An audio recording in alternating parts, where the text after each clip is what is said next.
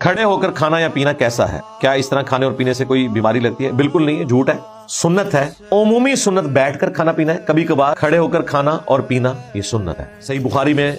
جو مولا علی کا ذکر ہے کہ کوفے کی مسجد میں انہوں نے لوگوں کو وضو کا طریقہ سکھایا۔ ایک تشت لایا گیا، وہ پانی اس میں جمع کیا گیا، انہوں نے وضو کیا، باقی پانی اسی میں گرا تاکہ مسجد گیلی نہ ہو۔ اس کے بعد جس برتن سے وہ وضو کر رہے تھے وہ کوزہ تھا یا لوٹے کی کوئی فارم تھی،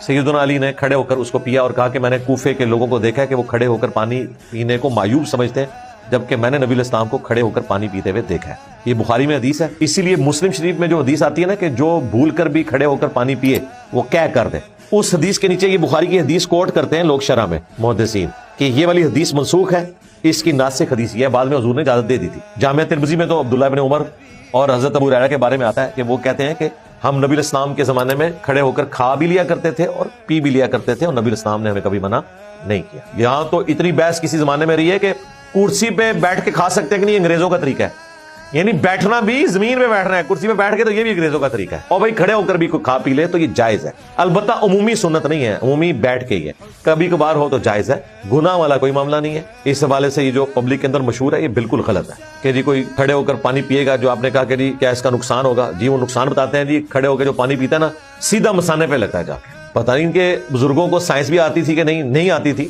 یا ان کے مثانے کسی اور جگہ پہ تھے، ان کو پتہ ہی نہیں ہے کہ پانی کن کن راستوں سے گزر کے مثانے پہ تو اینڈ پہ پہنچتا ہے۔ اس پانی نے تو معدے میں جانا ہے، آنتوں میں جانا ہے، گردوں سے صفائی ہونی ہے اور اینڈ پہ جا کے وہاں پہ پہنچنا ہے۔